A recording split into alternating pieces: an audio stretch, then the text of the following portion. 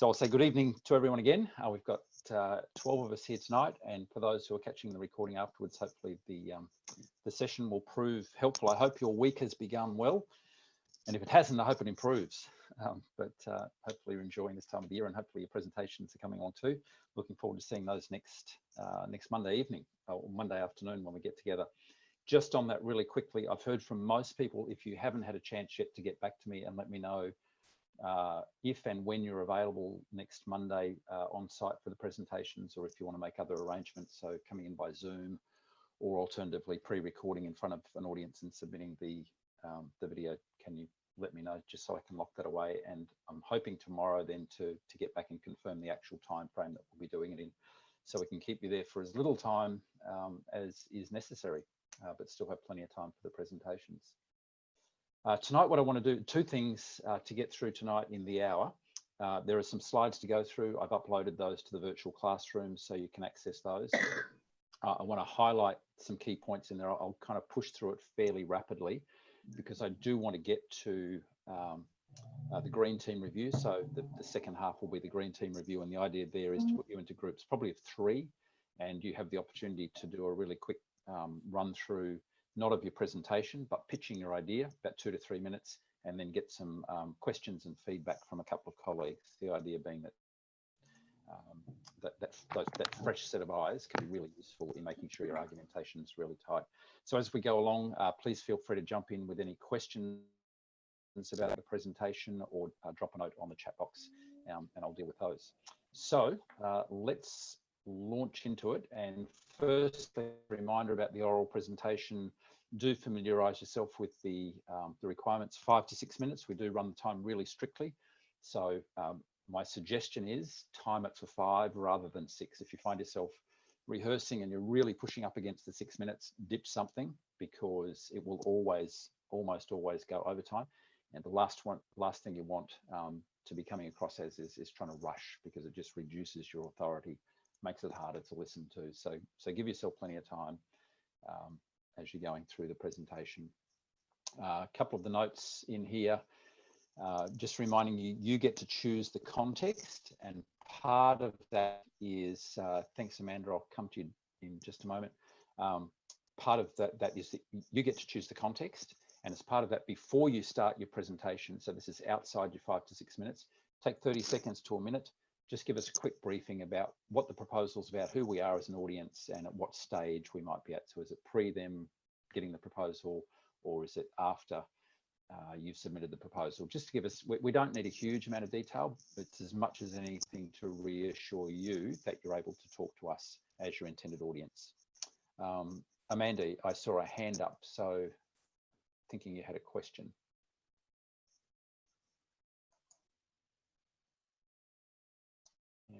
And no, maybe not. Oh, sorry, can you hear me? Yes, gotcha now. Oh, okay, sorry. Just with our presentation, I was wondering that 5 or 6 minutes, what happens if we ask if there's any questions, and then that kind of pushes us over? Don't do it. The assumption is, I know normally you would use a Q&A, and Q&A is a really rich time, but for our assessment purposes, you just can't do it. So if somebody does ask you a question, I'd say just politely smile and say, thank you, I'll take questions at the end. So they don't. Excellent. Yeah. Yep. Thank you. But thanks for raising that. One other thing, just as a process thing, and this was raised with me today, so I appreciate it. On the CRA, one of the criteria talks about an attention, I think it uses the term attention grabber or attention grabbing, and I realized that can connote the idea that I'm going to come out in a clown suit or with a funny joke or something. That's not the intention of it. Probably a better word would be to capture or arrest the audience's attention. So what are you doing to actually draw us into what you're talking about? So you don't want to waste those opening couple of lines. Really think about how you're going to introduce it, so you get your audience sitting up and paying attention. Oh, this sounds interesting.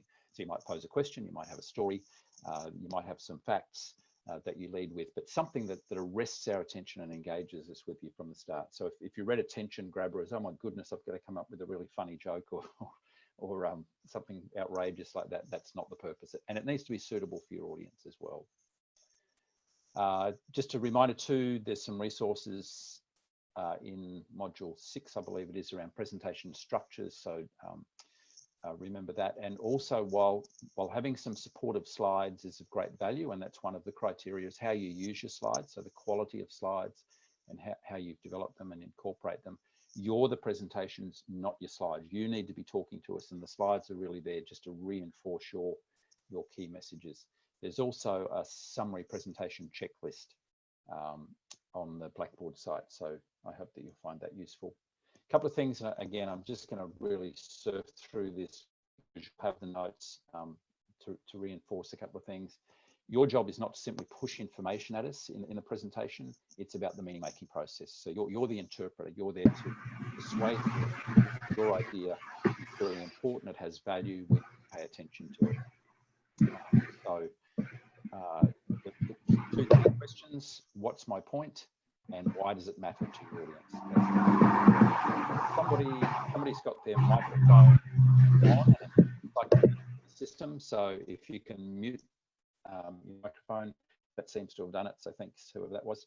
So what's my point? This is a great thing to keep coming back to in putting your presentation together. What's my point, and why does it matter? Because 5 to 6 minutes, you can really only make one point.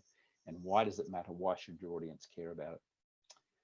Ethos, pathos, and logos.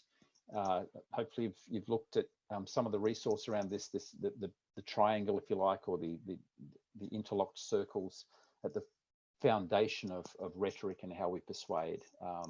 Why should they believe us? What's our credibility with the audience, or what credibility can we borrow? Who can we cite as a credible source? The logic, our argument is really important, and the emotional appeal. And that's not tugging at the heartstrings, but it's the care factor. Why does this actually matter? And stories are a very, very powerful resource in that regard. This goes to the 3 fundamental principles, I think, at the heart of effective presentation: simplicity, structure, and stories. So really boiling it down to something that's easy to understand.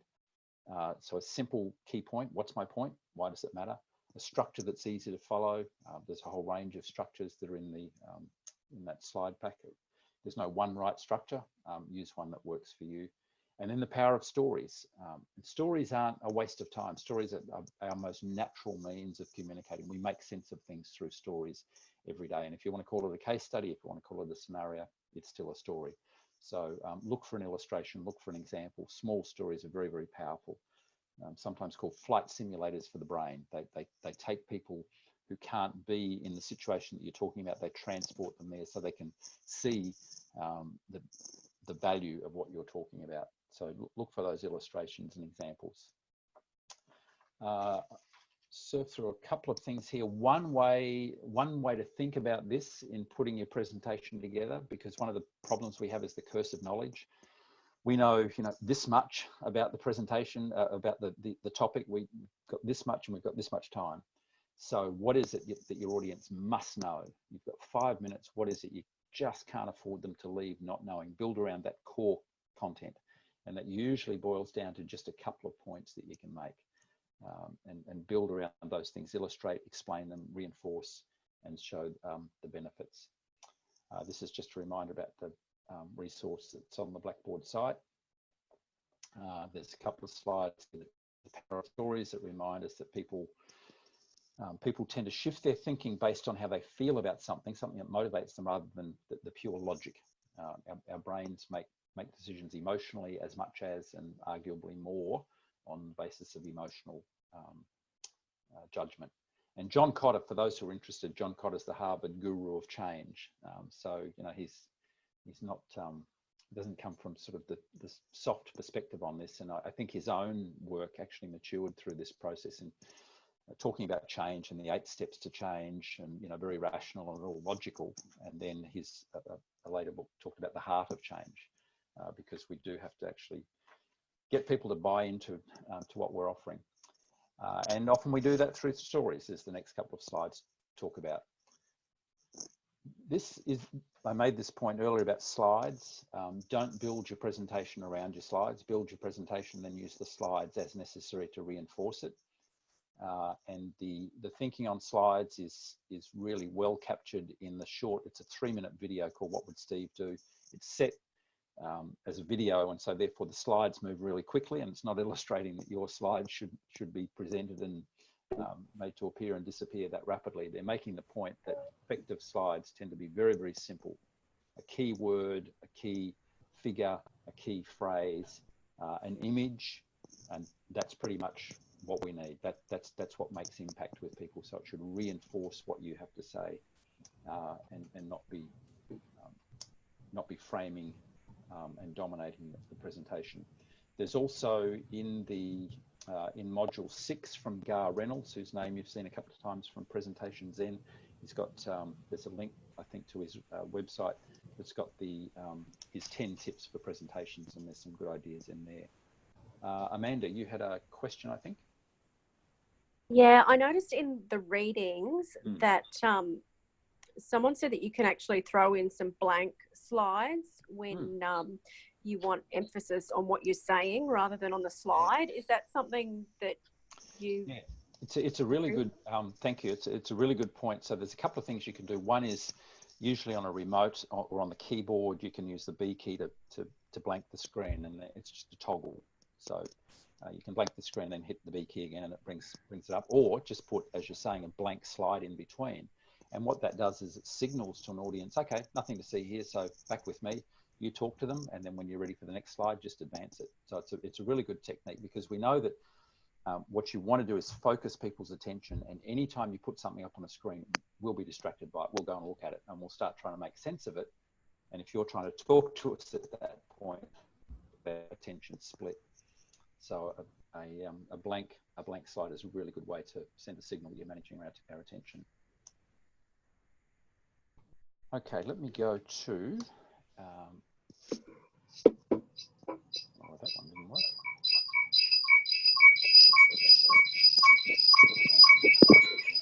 So I think we've got some feedback happening.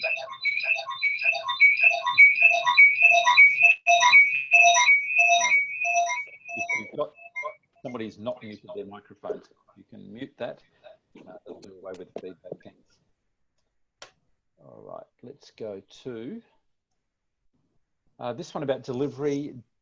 So we've talked about some of the structural elements and the content of the presentation. Delivering the presentation, which is module 7 on the Blackboard site, really important part of it. Obviously, you've got your content, and now you have to communicate it, and that's not just the words coming out and the pictures or words on the screen, but it's a physical experience, and it encompasses voice and posture and gesture and movement and eye contact with your audience. So this is where rehearsal is really important. You've got your content, and then you need to actually embody that content and get comfortable delivering it, because our brains are visual processes, and we'll watch you to see how you're showing up for the presentation, how connected you are to the content, and how you interpret it and how you support it with your voice, with your posture and gesture, and so on. So all of that comes together. It's really important to rehearse out loud, standing up, because it is a physical process. So I encourage you to do that. This then, I think, a really valuable book, and I'll come back to it in a moment when we talk about dealing with the natural anxiety and excitement that arises out of doing a presentation or an interview or any of those sorts of things.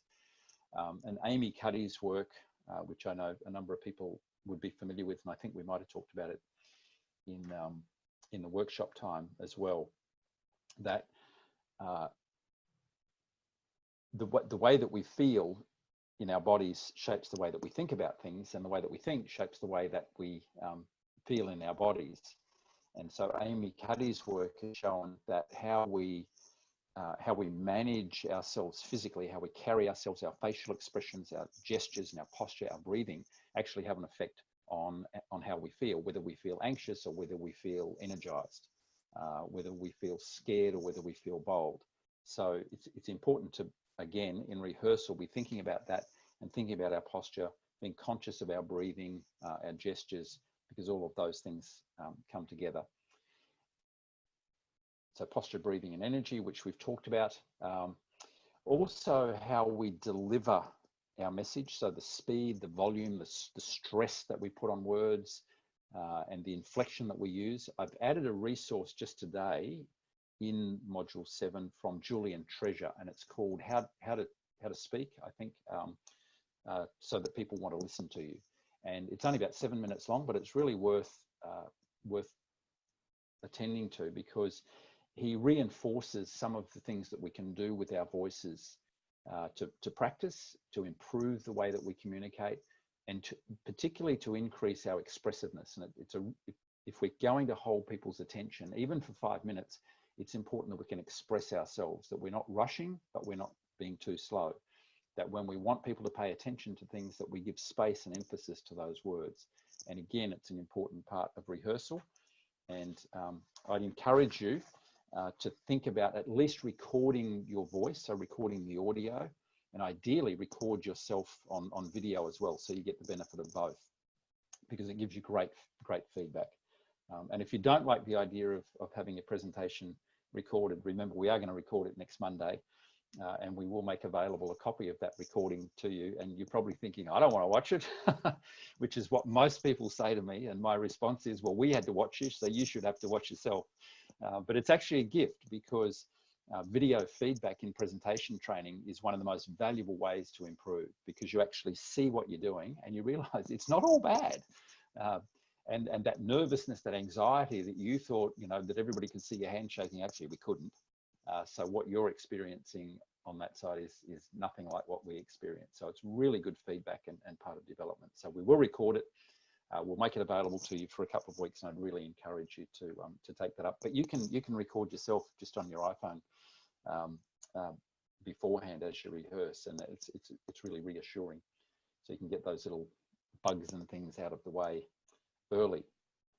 Really encourage you to think about emphasizing keywords, because there's a put up there, stuff's got to stand out. You have to signal to us, this is really important. So that's where gestures come in, that's where pausing comes in, that's where repetition comes in, changing the volume, slowing the pace or speeding the pace up. They're little things, and we probably do them best sort of unconsciously when we're really relaxed. On a Friday night sharing drinks with friends, we get very animated. And it's natural communication, and that's the space we're trying to get back to really hold an audience's attention and make it interesting for them.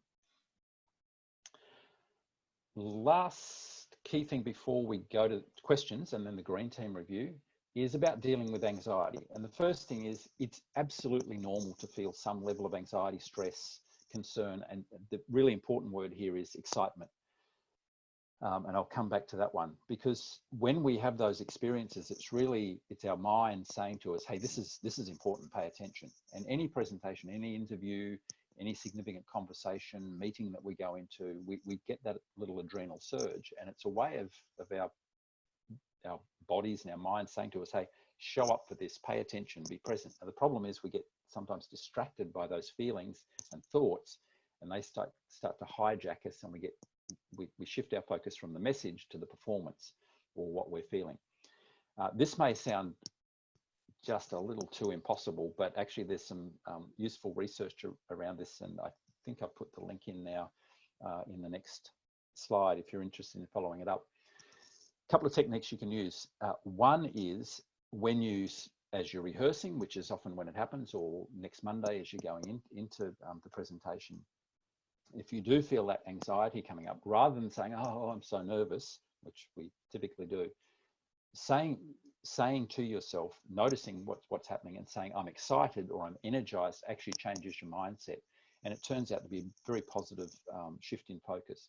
Because when you think about it, the emotions and often the thoughts, the feelings that we have when we are anxious or nervous is not that far away from being excited or energized. And so by reframing it, we actually harness that energy and bring that energy that says this is important to the presentation. So that's one technique that works. And there's the research, you can chase it up. It's got a very unexciting title, but anyway, that's what we do sometimes with research. Here's another piece that's really valuable, and that is one of the best studies that was done on this looked at, let's go back there, the performance orientation versus a communication orientation. So the more focused we are on the performance, and everybody's looking at me and I've got to make the right gesture at the right time and all that sort of stuff, the more anxious we get, because it becomes a performance and I've got to do this perfectly. Usually in conversation, and when we're our most passionate and persuasive, we're really not thinking about the performance, we're thinking about the message. What's my point and why does it matter? And it turns out that if we're focused on the message and it's well structured and it's clear, and we've rehearsed it and we're familiar with it, our anxiety levels actually reduce, and we're harnessing that energy into the meaning making process. So the key is to have a conversation about this topic that's really important, and let the performance take care of itself, in the sense that you know you're well prepared for it, you've rehearsed it, it's comfortable, you're comfortable with it in yourself, and you can focus on the key messages. And then just a couple of reminders, again from Amy Cuddy, about the importance of getting all of that junk in our heads out of the way, so that we can focus on the message. And a couple of warm-up activities. These are, our posture. Your posture affects your breathing. So thinking about your breathing, getting it nice and smooth, so you're not doing shallow breathing. Warming up beforehand, whether that's stretching, having a conversation with somebody. Laughter is really good for relaxing as well, and harnessing the energy, but realizing that this is something you need to prepare for. And so as you're going about your setup before your presentation, just think about doing a bit of a stretch, doing a power pose if you're familiar with those, and certainly just taking a minute to ground yourself and warm up with some breathing. And remember, you've got that 30 seconds to a minute before you launch into your presentation, not part of your time. Just have a chat to us about what the proposal's about, who you are, who we are as the audience, what the focus of it is. And you'll probably find that eases you into it quite nicely as well.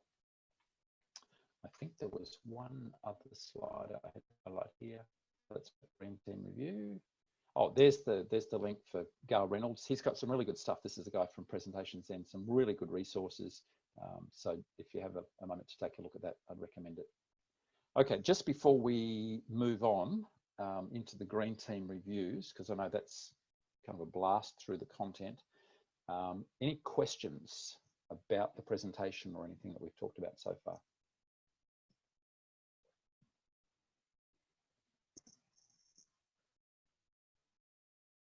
Aubrey, I've got one. It's Rick here. Just on the fact sheets that we'll be supplying, is there an expectation to have referencing on that? Not an expectation. As with the written proposal, it's so not an expectation. Again, it's going to be audience specific. Yep. If there's a particular piece of research or a statistic or something that you've cited in there that you feel it needs, you need to cite the reference, then just put a footnote down the bottom somewhere. But no, it's not an academic paper.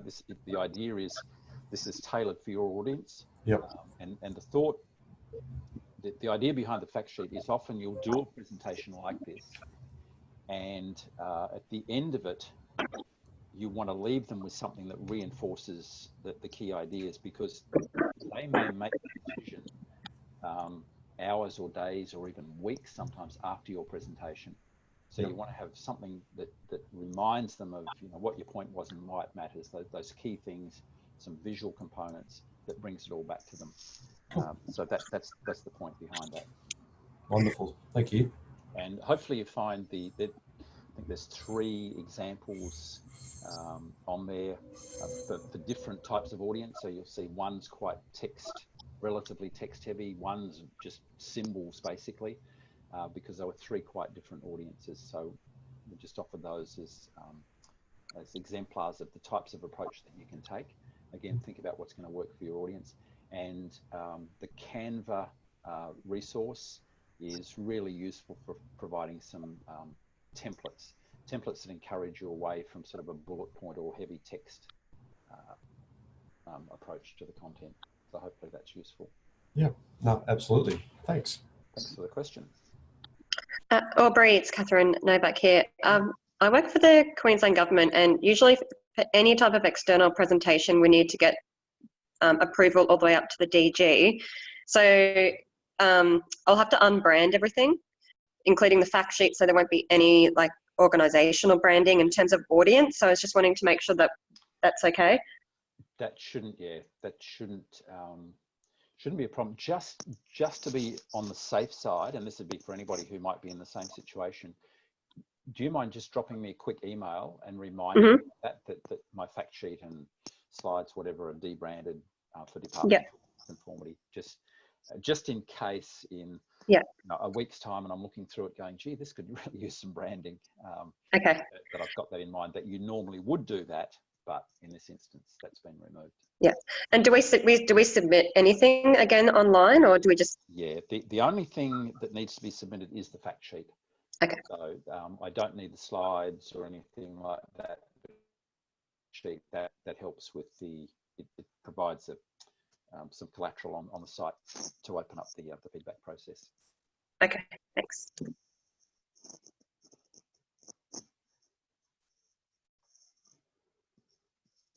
Okay, between now and next week, please, if you have any questions at all about the presentation expectations, even if it seems like a ridiculous question, please don't hesitate to either email or call me, and I'll get back to you as soon as possible so that we can set your mind at ease about those things.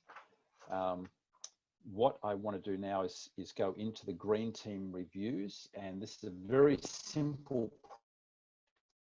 We've got 12 people plus me, so that's good. We'll have 4 groups of 3. I'm just going to randomly assign you to a breakout room. And the idea is that each person takes 2 to 3 minutes. I have to leave you to manage the time. So if you're the person who's talking, maybe one of the other people in the group can be the timekeeper and let you know that's 2 minutes and then 3 minutes. So the idea is just give us that top line. What is it you're proposing? Who's the audience? What are your key points? What are the benefits? Just give us the snapshot of what you're proposing. And then the 2 other people in the room just listen for those 2 to 3 minutes. And then the place to start is to ask questions of inquiry, particularly from an audience perspective. So is there anything in there didn't quite make sense? Is there anything that you're wondering if they're going to include? So really trying to help each other to unlock any blind spots or any possible additional persuasive angles that you might include. So it's a very simple process. It's a very rich one. The idea is that you've been working on your proposal and your presentation. It all makes a great deal of sense to you, but sometimes that fresh perspective from outside just poses a question that you hadn't thought about or opens up another angle. And so there's about 2 to 3 minutes for you to give us the high level of what the proposal is about, and then about another 7 minutes, say, for that quick Q&A.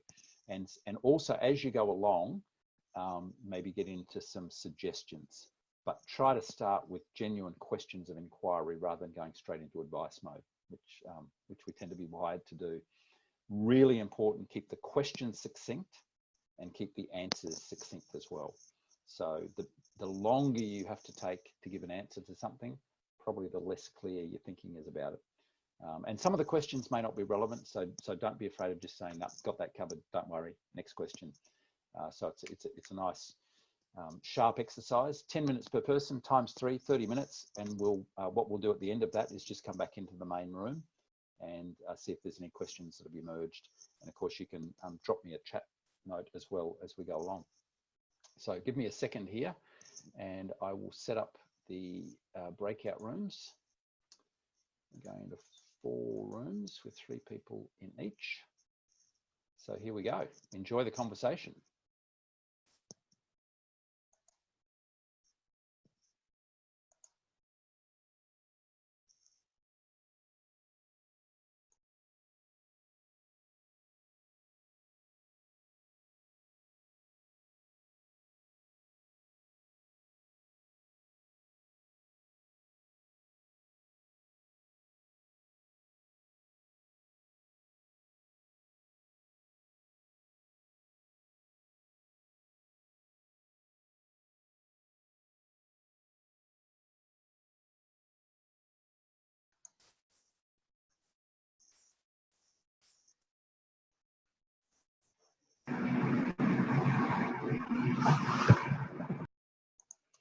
Okay, looks like everybody's back. So I know a couple of people had to leave right on 7:30. So if you need to go, that's fine. I don't want to hold anybody up, but I didn't want to rush off. So if there's any questions that you want to clarify or discuss before we finish, now's the time. Hopefully that was a useful session for you. Yep.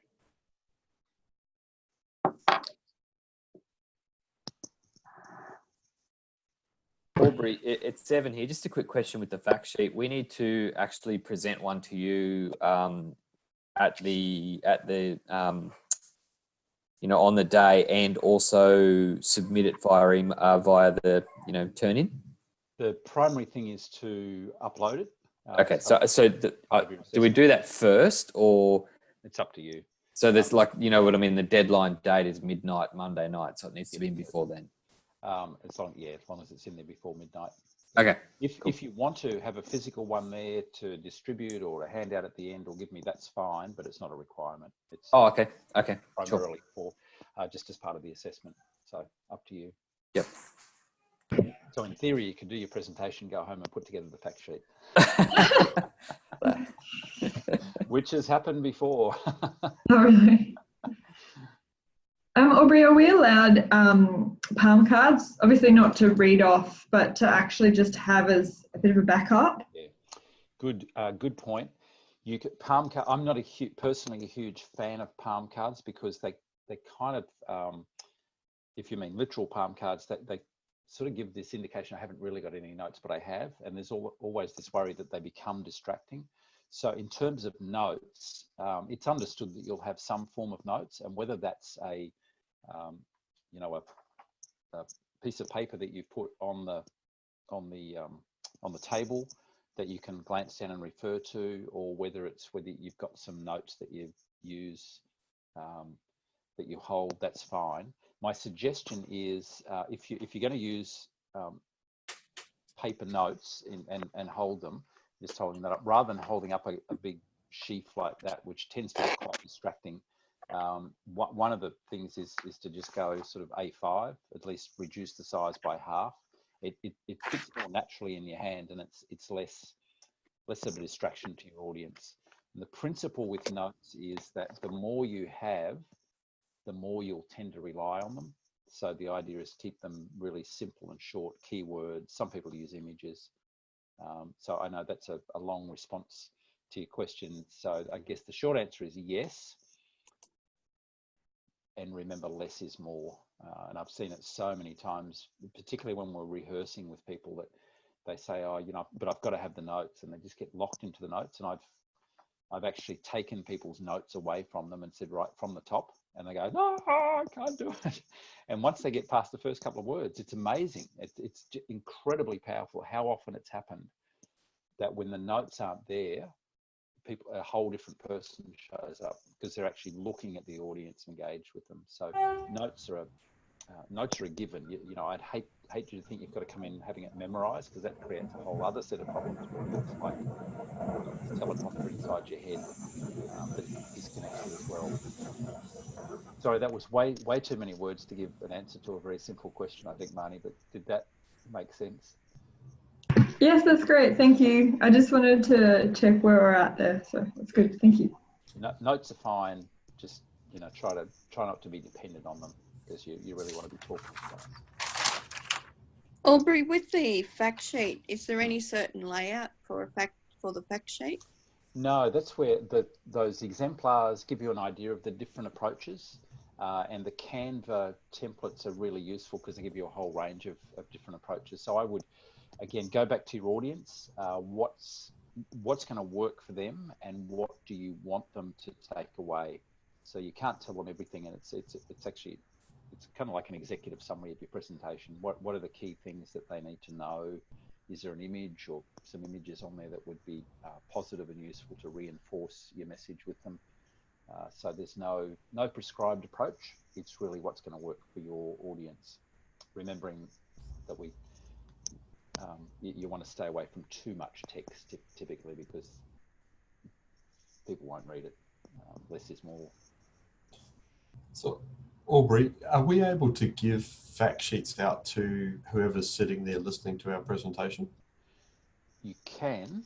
Or will that be too much of a distraction? Yeah, that's the short answer is yes. And then the caveat on that is just think through what's going to happen if, and my rule of thumb on handouts is, and this is going to the extreme, never give handouts out at the start, because people will instantly look at it, read it, and if most of us kind of, oh yeah, I've seen that before, and then you start talking about it, and it's kind of like your thunder's been stolen. So the Sure. best way is with this sort of handout, I would give it out at the end or towards the end. Okay. So we're gonna, In general, then with handouts, sometimes it's useful to hand something out during a presentation if it's one thing that you want people to really look at and there's a bit of detail on there, but you're managing their attention. That's the key. Okay. so do we need, are we to have our fact sheet ready on the Monday as well? You don't need to hand it out. As I mentioned to Evan, the only requirement with the fact sheet is that you upload it. But if it's going to be useful to you to hand it out at the end, it's a kind of a ritual, that's absolutely fine. So with Monday afternoon, the video is going to be recorded. Is that going to be uploaded, or is that still for us to upload? Do you mean your recording of your presentation? Yeah. Okay, so if you're not coming in to deliver it live to the group, then you can record your presentation, and then I need to get some instructions to you as to how to upload that video. No, that's okay, because I will be coming in on Monday. Oh, good. Okay, that's easy. So then when I was talking about the video recording, that's me recording each of you, and we'll do an individual recording of that. That's so that when I'm doing the assessment, I assess them in the session, but then there's a backup as well. And then available just individually, your presentation's available to you for about 2 weeks. Yeah.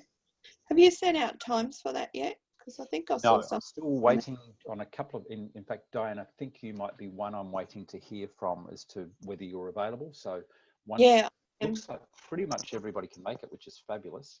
Yeah, I'm available. Great. Okay. So what I'll do is either tonight or in the morning, I'll just I'll confirm the start and finish time. Mm-hmm. Then there's a couple of people have requested specific times because they've got other commitments. So I'll build around that, and we'll just have a running sheet, and then on the day we'll run through them one after another. So it's pretty seamless as we go through. So it's really important to come in prepared. If you've got things on a USB or anything like that, you can come in a little bit early and put it up on the desktop and just practice with the technology if you need to. Yeah. So we can make nice smooth transitions between presenters. Yeah, it doesn't matter what time you give me because I've got Monday off for show holiday. Oh, okay. Yeah. That's great. All right. Thank you. No worries. And I didn't get your book until after I submitted the proposal too. Thank you. The book, sorry. The storytelling book. Oh. Link. Oh, okay.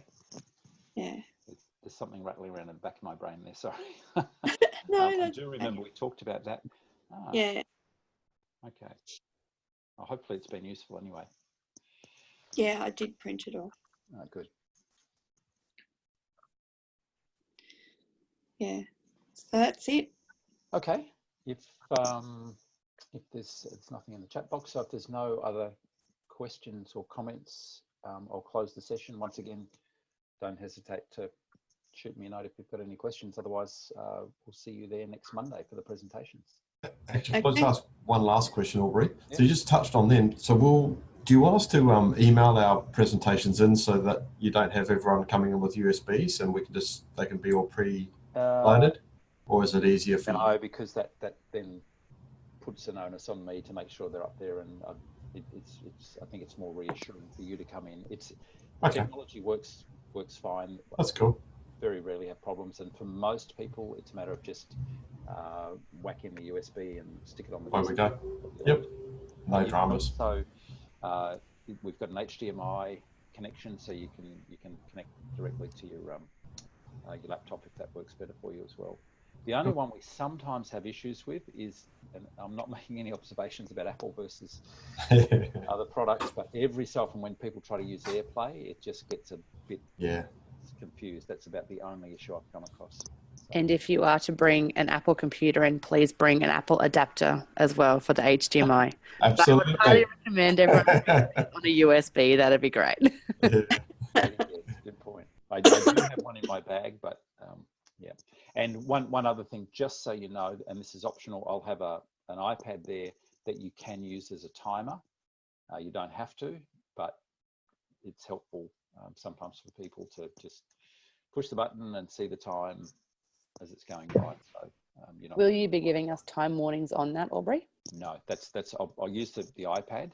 Yeah. And the rationale behind that is, you know, you wouldn't be given those sort of signals in a presentation typically, but having the iPad there, if you choose to use it, you can push start. Yeah. So you have your time. Okay. And will you go 5 minutes? That's it, straight up. You've got 5 to 6. Okay. So my suggestion is once you see the 5 minute tick over, it's like, oh, okay, let's Wrap start it up. landing this plane pretty quickly. Yeah.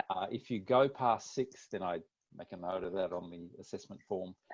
If you keep going, I'll probably clear my throat, and about 7, I'll probably go, thank you very much. If you don't sit down after that, I'm not sure what I'll do. But yeah. Okay, Excellent. if that's all good.